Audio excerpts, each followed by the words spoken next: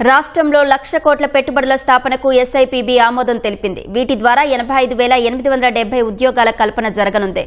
3 mega సిటీలు, 15 industrial జోన్ల అభివృద్ధికి 12వ రాష్ట్ర స్థాయి పెట్టుబడుల ప్రోత్సాహక బోర్డు సమావేశంలో గ్రీన్ సిగ్నల్ ఇచ్చారు. పెట్టుబడులు పెట్టడానికి ముందుకొచ్చిన పరిశ్రమల నుంచి ప్రతిపాదనలు తీసుకోవడంతో పాటు అవి కార్యరూపం దాల్చేలా చూడాలని సీఎం అధికారులను ఆదేశించారు. సచివాలయంలో ముఖ్యమంత్రి చంద్రబాబు అధ్యక్షతన 12వ రాష్ట్ర స్థాయి పెట్టుబడుల ప్రోత్సాహక బోర్డు సమావేశంలో 1,00,000 కోట్ల విలువైన 26 పరిశ్రమలకు సంబంధించిన ప్రతిపాదనలకు ఆమోదం లభించింది. వాటిలో AMG metals and materials limited 44,000 కోట్లతో 3,000 మందికి, ఇండిచిప్ సెమీ కండక్టర్స్ లిమిటెడ్ 22,976 కోట్లతో 1,241 మందికి, నవయుగ ఇంజనీరింగ్ కంపెనీ లిమిటెడ్ 7,972 కోట్లతో 2,700 మందికి, సూపర్ స్మెల్టర్స్ లిమిటెడ్ 8,570 కోట్లతో 1,000 మందికి ఉద్యోగాలు కల్పించనున్నాయి. రిలయన్స్ కన్స్యూమర్ లిమిటెడ్ 202 కోట్ల పెట్టుబడితో 436 మందికి, ఎపిటోమ్ కాంపోనెంట్స్ ప్రైవేట్ లిమిటెడ్ 700 కోట్లతో 1,000 మందికి, ఎన్పీఎస్పీఎల్ అడ్వాన్స్ మెటీరియల్ ప్రైవేట్ లిమిటెడ్ 2,081 కోట్ల పెట్టుబడితో 600 మందికి, క్రయాన్ టెక్నాలజీ లిమిటెడ్ 1,154 కోట్లతో 1,500 మందికి, ఎస్సీఐసీ వెంచర్స్ ఎల్ఎల్పీ 550 కోట్లతో 1,130 మందికి, ఫ్లూయింట్ గ్రిడ్ లిమిటెడ్ 150 కోట్ల పెట్టుబడితో 2,000 మందికి, మదర్సన్ టెక్నాలజీ సర్వీస్ లిమిటెడ్ 110 కోట్లతో 700 మందికి, క్వార్క్స్ టెక్నోసాఫ్ట్ ప్రైవేట్ లిమిటెడ్ 115 కోట్లతో 2,000 మందికి, K Raheja Corp real estate private limited 2,172 కోట్లతో 9,681 మందికి, విశాఖ రియాలిటీ ప్రైవేట్ లిమిటెడ్ 2,200 కోట్లతో 30,000 మందికి ఉద్యోగాలు కల్పించనున్నాయి. ISpace software solutions private limited 119 కోట్లతో 2,000 మందికి, ఎస్ఏఈఎల్ సోలార్ P12 ప్రైవేట్ లిమిటెడ్ 1,728 కోట్ల పెట్టుబడితో 860 మందికి, మైరా బేవ్యూ రిసార్ట్స్ 157 కోట్లతో పెట్టనున్న పెట్టుబడితో 980 మందికి ఉద్యోగాలు రానున్నాయి.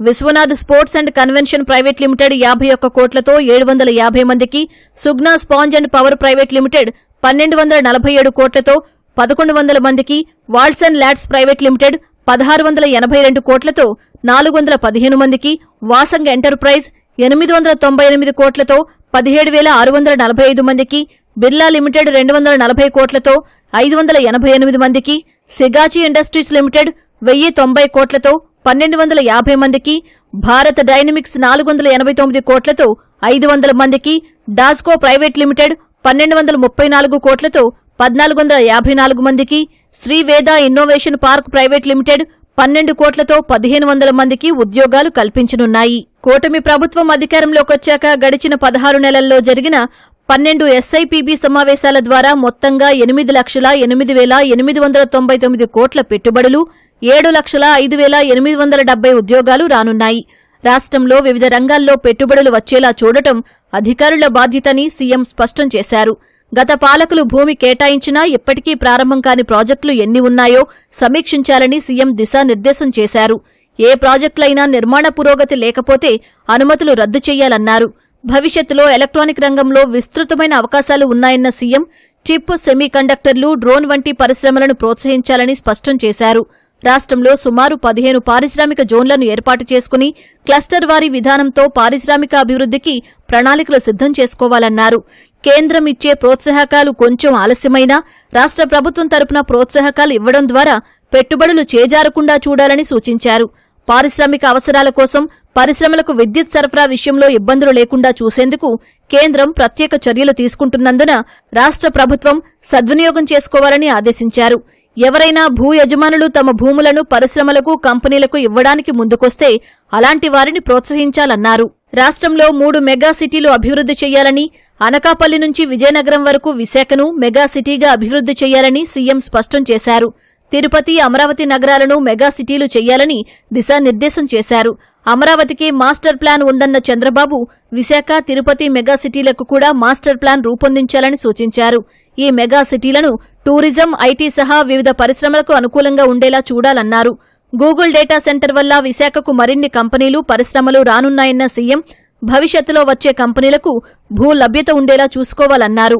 రాష్ట్రంలో 3 ఎకనమిక్ కారిడార్లు ఏర్పాటవుతున్నాయన్న సీఎం అందుకు అనుగుణంగా అభివృద్ధి ప్రణాళికలు చేసుకోవాలన్నారు. ఈ నెల 14-15 తేదీల్లో విశాఖలో పెట్టుబడుల సదస్సును ఘనంగా నిర్వహించేలా ఏర్పాట్లు చేయాలని ముఖ్యమంత్రి అధికారులకు సూచించారు. ప్రస్తుతం ఎస్ఐపిబి ఆమోదించిన పరిశ్రమల్లో వేగంగా శంకుస్థాపనలు జరిగేలా చూడాలని ఆదేశించారు. తనతో పాటు deputy CM Pawan Kalyan, IT శాఖ మంత్రి లోకేష్ సహా వివిధ శాఖల మంత్రులు ఆయా జిల్లాల్లో పరిశ్రమలకు శంకుస్థాపనలు చేస్తామని తెలిపారు.